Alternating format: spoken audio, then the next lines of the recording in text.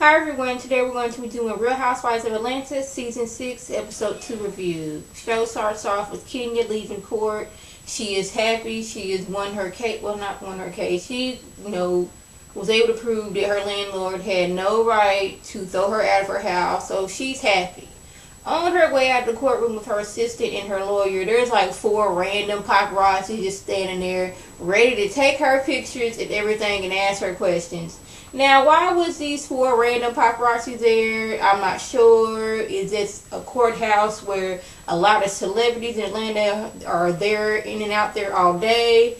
Did Kenya call them? I'm not sure. But at one point when she was doing her interview about her case, camera dudes were just sitting there like, okay, you paid us to stand here till you got us, take a few pictures. Okay, it's time for me to leave.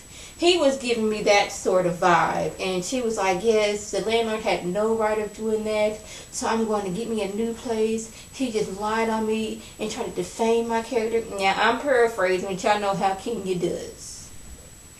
Cynthia is suffering from fibroids. She's in pain. Her stomach's all swollen. And Peter just don't understand what's going on with her body. Peter, he doesn't have a uterus. He doesn't have fibroids. He doesn't know what it's like to go through that. I've never had fibroids, but I've heard it's very uncomfortable. It's very painful. And apparently, along with the fibroids, she's eating a lot. And he's like, well, can't you just, stop eating? Well, I'm assuming it's messing up with her hormones and all that stuff, so it's making her eat a lot. He's just like, okay, what's the big deal? He's not understanding this until they go to the doctor, and he's like, yes, it's very, very painful. She's like, I didn't want Peter to think I didn't want to be with him sexually or anything like that, but it's like, it hurts. I'm in pain. I can't go through this. And the doctor informs her that, hey, you can either have a hysterectomy. She's like, nope, I'm not trying to get that done. No, I don't know if it's her wanting to have more kids, or is it she would feel like less of a woman without her uterus. So she's like, is there any other options? He's like, surgery. You are a candidate for this surgery, and this will make you feel a lot better. So she's like, okay, let's do that, because I can't go through this no more. No, ma'am, I'm in too much pain. Peter over here, he just don't understand what I'm going through. He just think I'm over-exaggerating. No, I'm in pain over here. I need you to support me, Peter. I need you to support her, Peter. How about that? Nene and Ken meet up. Nene's like, girl, what about the other day? We friends. We going to argue. And a few hours later, we're going to be talking again. Kenya, she's still upset that Walter was invited, which I'm still, for the life of me, trying to figure out why. You weren't there, Kenya. It'd be different if you was there. Nene sat you two right next to each other during the wedding and right next to each other during the reception. You were nowhere in the vicinity of Atlanta, I'm guessing, to be at Nene's wedding. And Nene had to let her know, hey, I invited people and Greg invited people. You brought Walter in this circle of us friends, and it just so happens Greg and him hit it off. They friends now. So, you thinking this is an attack on you, me inviting Walter, it is not that. My husband wanted me to invite him, so therefore we invited him. You were not there, but Kenya, she still feels that Nene did that out of spite and just to attack her. But Kenya, everything what people do has nothing to do with you. It just don't work like that. The world don't revolve around Kenya despite what you think. And Nene also let her know you need to patch things up with Phaedra. You text her husband, you was wrong for that. Now, I'm not on Phaedra's side. Now, this is Nene talking.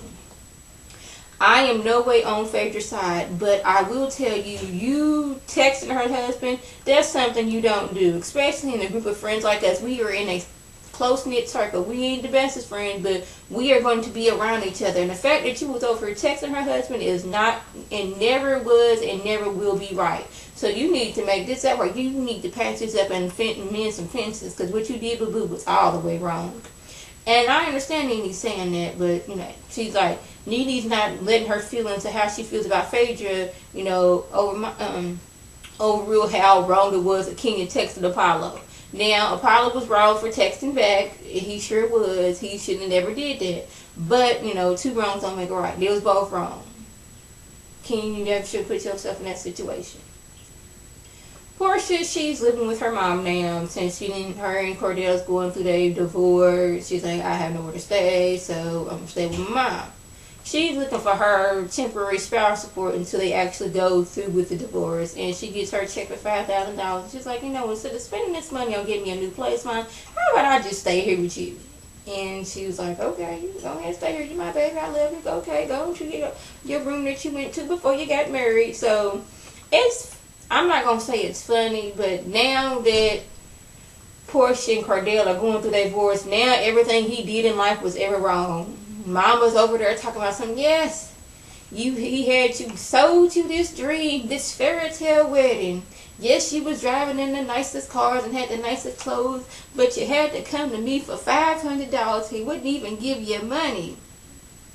Really, you don't have no access to any of his money. Really, there are some women out here who have their boyfriend's credit cards, and you don't have your own, and you're married to him. See, so that whole situation, I'm not sure if they just making this up to make Cordell look bad, but he kind of sort of like the kind of person that I'll give you a little bit of money like an allowance. Like, why is a wife getting an allowance? Shouldn't she have access to your account? Like, really? So she's like, yes. I thought I was going to have this nice fairy tale. See, that's what it was. It was a fairy tale. This real life portion. He sold you this big house, fancy cars, nice clothes, and you seen all that glitz and glow until you got there and had to be in that situation and you seen how it was. And not even you had to go into your mama to get $500 to get whatever you needed. Like, really? What do you need to buy groceries for the house? How about you need to go to the doctor, you need to pay a co-payment? I'm pretty sure y'all had insurance, but sometimes you had to pay a co-payment. What about that? What if your car broke down and you needed a gap, you needed your oil fixed, you need a new tire, and you need to go to the doggone car place to get it fixed? Then what was you gonna do? See, I don't know. Saying about this situation ain't sitting well with your girl, so yeah. So all the girls meet up to discuss this whole situation about, hey, we need some fences in here, Kenya and Phaedra, y'all need to work things out. Mainly, Kenya, you need to realize how wrong, utterly wrong you were for texting Apollo. Now, Kenya doesn't see what's wrong with it. Everybody in the room has come to the consensus that no, you don't be texting some other woman's man. You just don't do that. And she's like, well, she doesn't see anything wrong with it, but she, on the reunion, everybody remembers her insinuating that he's like, well, tell your husband quit texting me like he been trying to get with all this for a minute. And she's like, that came out wrong. So I'm assuming everybody who has seen the reunion just came to the same conclusion that, hey, she was trying to say that Apollo was taking her to get with her.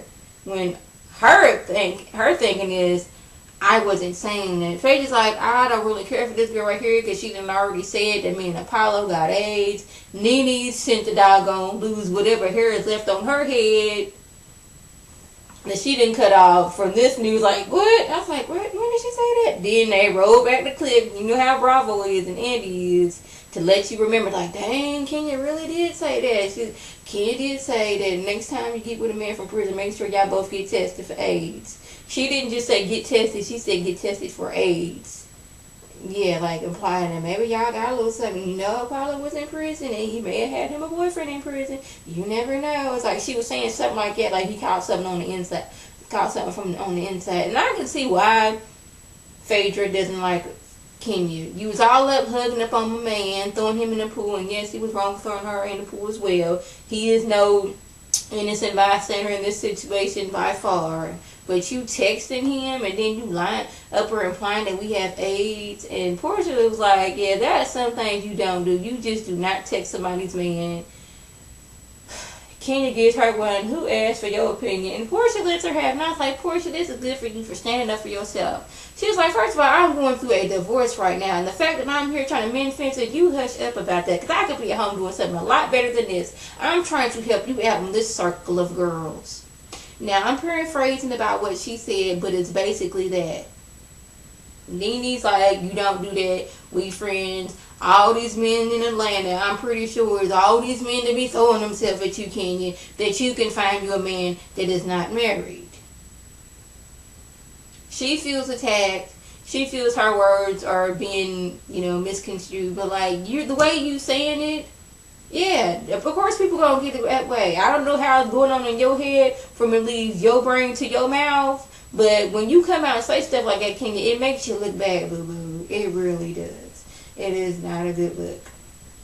And at one point she was saying, I was like, I looked up as Nene as this older woman. Nene is 4 years older than you, Kenya. Don't try to act like you the youngest girl out here and Nene is old as dirt. I know you trying to come from Nene's role here on the Real Housewives of Atlanta as the head girl, but just sit down. Sit down, Kenya.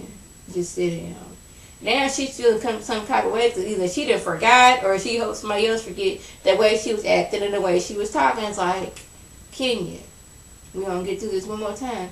You cannot text anybody's husband. It's just not going to happen, boo-boo. You can't be sending out texts. My cousin is married. I know her husband. I don't even have his phone number. Don't want his phone number. There is nothing I should be talking to him about that I can't ask her like, hey, how's your husband doing? He all right? He's still working on the house? That's all I need to ask her about him. His business ain't none of my business. There's nothing I need to ask him. If I need to know something about him, I just ask her. How's he doing that work? He's still working on that project? And that's it. You don't need to be asking Apollo what you doing, how's you been, you want to get with me because I want to get with you. None of that. You found the price. You shouldn't even have Apollo's number. He shouldn't have her number either. But like I said, they both wrong in this situation.